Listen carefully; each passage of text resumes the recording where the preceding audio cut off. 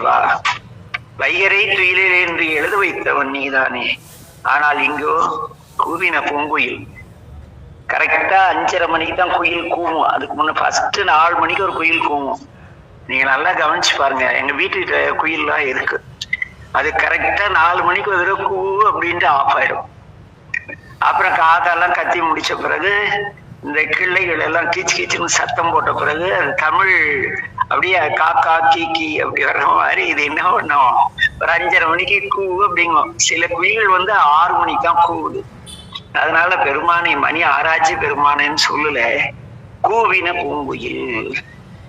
சாமிக்கு தெரியும் 6 மணிக்கு குயில் கோபர் டிசைன் பண்றவரே அவரு தானே. கூவின கோழி, கோழி கூட குவிச்சு சாமி. அது ஏன் சேவல் போடாம கோழி போட்டாங்கன்னா, கோழி அதிகாலையில 4:30க்கே குவிடும். இந்த சேவல் அதிகாலையில குவிடும், ஜாம கோழிம்பாங்க. ஆனா இந்த மற்றவை என்ன பண்ணா கொஞ்சம் விடிஞ்ச பிறகுதான், வெளிச்சம் வர்றப்பதான் கீச்சு முச்சலுக்கு ஒரு மாதிரி சத்தம் போட்டு தெரியும்.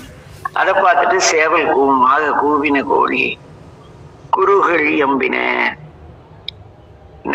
பறவையெல்லாம் கீச்சு முச்சு காய்ச்சி முச்சுன்னு கத்துது பெருமானே.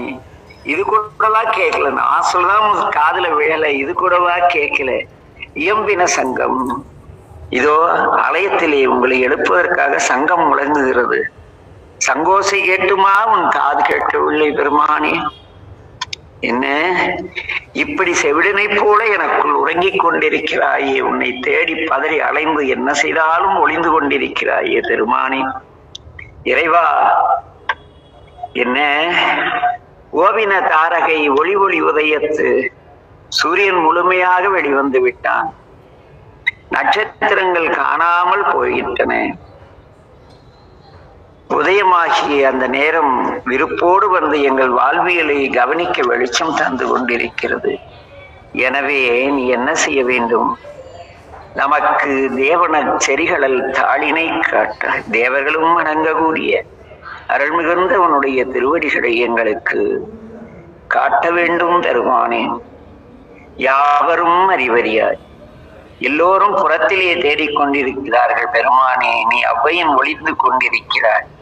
ஆனால் நாங்கள் சிவபுராணத்திலே இமைப்பொழுதும் என்னெஞ்சில் நீங்காதவன் ஓங்கிய என் உள்ளத்துள் ஓங்காரமாய் நிற்பவன் என்று உணர்ந்ததால் எமக்கு எளியாக நீர் எமக்குள் இருக்கின்றாய் என்று உணர்ந்து கொண்டோம். ஆகவே எம்பெருமான், நீ எங்கும் தப்ப முடியாது. எழுந்திருங்கள், எழுந்து வாழ்வியல் கடமைகளை உடல் இந்த உயிரை கொண்டு செய்வதை விட பதியாகிய தாங்கள் செய்தால் சிறப்பாக இருக்கும். எனவே யாவரும் அறிவறியார், எமக்கு எளியார் எம்பெருமான். பள்ளி எழுந்தருளுங்க சாமி. அந்த பிள்ளைங்களை அம்மா அப்படியே கெஞ்சுவாங்க, கண்ணு டே ஸ்கூலுக்கு லேட் ஆயிடுச்சா தங்கம், ஏந்திடா டே, விடிய போகுதுடா, விடிஞ்சிருச்சுடா, வெளிச்சம் ஏந்திருச்சு. அந்த அன்பு, பிள்ளை முன்னேற வேண்டும் என்ற அன்போடு பிள்ளை எழுப்பி பார்த்தாளாட்டும் அந்த பள்ளி எழுப்புகின்ற தாயை கூட இன்று மணிவாசனம் இங்கே இறைவனை என் கண்ணுக்குட்டியில சுட்டாடே சிவருமானே, நீங்க இருக்கிறது எங்களுக்கு தெரியாதா என்ன? மற்றவர்கள் ஆலயத்தில் சென்று உங்களை தேடி உங்களை காண முடியாமல் ஏதோ பாடி வந்து விடுகிறார்கள் பெருமானே. ஆனால் நாங்கள் ஆலயத்தில் இருக்கும் நீ எங்களுக்குள் இன்னும் இருக்கிறாய் என்று உணர்ந்து உண்மை தேடுகிறோம் பெருமானே. அன்பூர்ந்து எழுந்தருளி சிவமாம் தன்மையை எங்களுக்கு தர வேண்டும் என்று கூறி மணிவாசகம் அப்படியே லயித்து லயித்து லயித்து அப்படி அந்த திருப்பள்ளி எழுச்சிலாம் நம்ம ஏதோ அப்படி உரையாசிரியர் போல சொல்ல வராது. ஏன்னா நமக்குள்ள இருக்கான்னு தெளிவா தெரிஞ்சிருச்சு.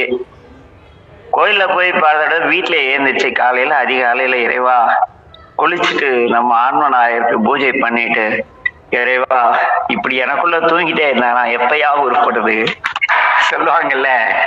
வீட்டுல ஒரு ஆம்பளை இப்படி தூங்கிட்டு இருந்தா நான் பொட்டச்சு என்ன பண்ணுவேன், அறிவு இருக்கா உனக்கு? அப்படி வீட்டுக்காரர் மனைவிகள் திட்டலாம்.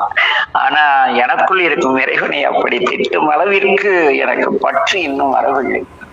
என்ன கருத்திருமித்து கலந்த ஒருவரை ஒருவர்